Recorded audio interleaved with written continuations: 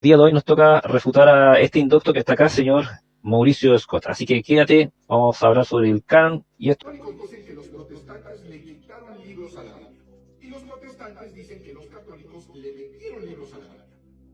¿Cuál de estas dos afirmaciones es la correcta? La verdad es que ambas están equivocadas. Voy a tratar de explicar de la manera más simple y más rápida posible todo este asunto de los deuterocanónicos o apócrifos. Lo que debemos entender es que... No, no es así, Mauricio Scott, no es así.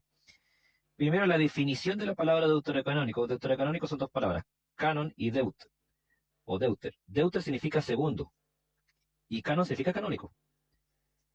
Así que la palabra deuterocanónico significa libro inspirado por Dios. No significa libro no inspirado por Dios, Mauricio Scott. Así que simplemente estás haciendo el ridículo en redes sociales. Tú al enfocarte en palabras o en libros que mal llamados apócrifos, ¿ya? Como libro no inspirado, y después les llama deuterocanónico. Esto se está considerando que son inspirados por Dios, pero a la vez está considerando que no son inspirados por Dios. Por lo tanto, vaya a estudiar lo que significa el término deuterocanónico. Acaba de decir una ignorancia. La realidad histórica es que los protestantes sí le quitaron libros a la iglesia. Más bien no fueron todos, sino que fueron de manera parcial, progresiva en el tiempo. Esto fue, lo podemos ver en la página 43 del libro Breve Historia del Canon Cristiano de Gonzalo Ibáñez Camargo. Vamos a leer lo siguiente. 1824 confirmó esa decisión, pero ese mismo año la reconsideró y, volviendo al criterio oficial de la Iglesia de Inglaterra, acordó ayudar a la publicación de Biblias con los deuterocanónicos a condición de que estos se imprimieran como apéndice a los protocanónicos, con lo cual la controversia reció más todavía y hizo crisis al año siguiente, cuando la Sociedad de Edimburgo notificó a la de Londres que de seguir estar ayudando a la publicación y distribución de Biblias con aquellos libros, le suspendería su aportación económica, la cual ascendía ya entonces a más de 5.000 libras esterlinas anuales. Con esto sería un golpe muy duro a las finanzas de la Sociedad Bíblica Británica Extranjera. Esta tomó en 1825, reiterándola en 1822 y completándola en 1827, una decisión que sería la final, que se reconozca plena y claramente que la ley fundamental de la sociedad, que limita sus operaciones a la circulación de las Sagradas Escrituras, excluye la circulación de los deuterocanónicos, entre paréntesis apócrifa. Es decir, consideraba que hasta ese momento había libros con hecho de protestativo con los libros deuterocanónicos. Esto significaba de inmediato que la sociedad no destinaría más fondos en lo sucesivo a costear o subvencionar ediciones de la Biblia que estuvieran los libros deuterocanónicos. Por lo tanto, señor Mauricio Scott miente. Y miente también porque nosotros podemos corroborar fielmente lo que en la Reina o la Biblia del Oso muestra efectivamente que hay libros considerados como deuterocanónicos, como Primera, Segunda Macabeo, Libro de Judith, Tobías, Baruch, etc. Pero bien, eso lo omitió. Sigamos escuchando entonces. En principio, la palabra era oral. Todo esto inicia con un pueblo nómada que transmitía sus tradiciones de manera oral, es decir, de boca en boca, porque eran nómadas. Estar cargando tablas de arcilla o piedras, pues no era nada práctico. Así que lo transmitían de forma oral. Cuando se establecieron, empezaron a poner estas tradiciones por escrito, pero eran pergaminos sueltos, manuscritos sueltos. Digamos, Éxodo, Levítico, Número, Deuteronomio, todos esos libros que hoy conocemos como la Biblia, pero estaban separados.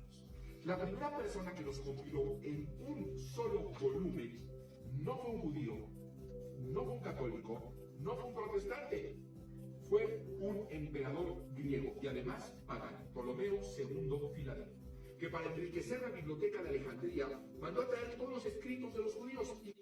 Todos los escritos de los judíos, Mauricio, seguro. Incluso escritos que andaban dando vueltas por ahí que eran tardíos.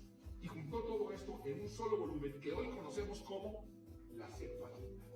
Muy bien. Falso, totalmente falso. Vamos rápidamente, damos de caballero de morir a la página 10 de la edición de 4 volúmenes de la Septuaginta, hecha por Ediciones Sígueme, hecha también trabajado por Natalia Fernández, entre otros.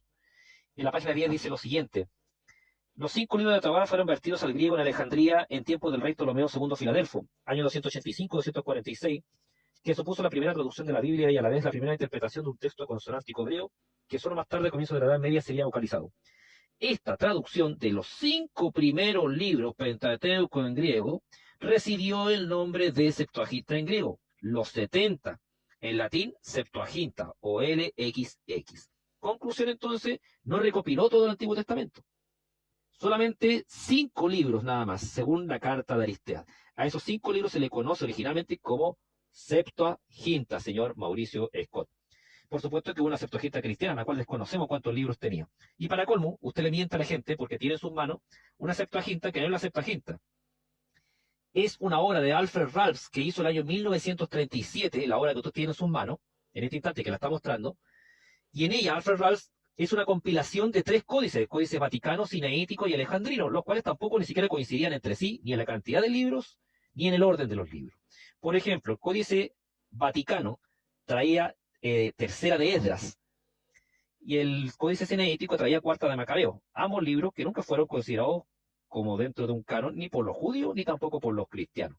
Así que, por lo tanto, le falta mucho por informar y luego honestamente lo único que está haciendo es mentirle a la gente. Así que lamentable, señor Mauricio Scott. Bien, sigamos escuchando entonces. Este fue el primer canon establecido sin un rigor de hecho espiritual, sino más bien cultural. Falso, no existe eso de canon cultural o canon espiritual. Eso es un invento de él, que nada más. Y lo que tiene en sus manos no es el primer canon. Porque para tener un canon necesita un concilio ecuménico. Necesita un concilio ecuménico cristiano. Y eso ocurrió en el año 787 después de Cristo, donde se avaló el canon de 73 libros de su inciso primero. Lo que tiene en sus manos no refleja eso. Ni es eso tampoco, porque es la obra de Alfred Ralph de 1937, donde hace una compilación de 3 códices que ni siquiera coincidían en la cantidad ni en el orden del libro. Así que por lo tanto, señor Mauricio Scott miente. Lo que tiene en sus manos simplemente es una obra privada de Alfred Ralph, que es un compilado de algunos códices. Nada más. Pero fue el primer canon. Muchos siglos después, los judíos tomaron los escritos sagrados para ellos y eliminaron los que nunca fueron parte de su tradición oral y establecieron un... Eliminaron los que nunca fueron parte de su tradición oral. ¿Y dónde está el listado de esa tradición oral, Mauricio Scott? Por supuesto que por ninguna parte. Sigamos escuchando. canon distinto, que conocemos como el Tanaj o canon hebreo. Así que hay 2 cánones: el canon alejandrino, que es al cual se suscriben los católicos, y el canon hebreo, al cual se suscriben los protestantes. Ya, falso. El catolicismo romano no se somete al canon de la Septuaginta, primero porque la Septuaginta nunca fue algo que se canonizó, ¿ya? Y él simplemente tiene que hacer el ejercicio de mirar libros como por ejemplo en la Biblia católica, porque allí no está cuarta de Macabeo ni está tercera de Edra, y justamente es el libro que tiene allí la Septuaginta, allí sí está. Así que por lo tanto el catolicismo romano no se somete a un canon de la Septuaginta que nunca existió por lo demás, ¿ya? Y él miente también respecto a lo de la Biblia hebrea, porque la Biblia hebrea, según el diccionario de Walter Edward, dice así: la lista más antigua que ha llegado hasta nosotros con escritos canónicos del Antiguo Testamento data alrededor del año 170, debido a Melitón de Sardis, que hizo un viaje a Palestina con el fin de determinar con exactitud el orden y el número de los libros de la Biblia hebrea, pero sin coincidir ni en orden ni en títulos con nuestra Biblia actual. Nuestra Biblia actual no coincide con esa Tanakh. Y no solamente no coincide, sino que también no la respetamos, porque el judaísmo, la secta del judaísmo, no los judíos, la secta del judaísmo hizo esa Tanakh a fines del siglo II para negar todo el libro inspirado como por Dios que esté escrito en griego y para eliminar el Nuevo Testamento también, que está escrito también en griego.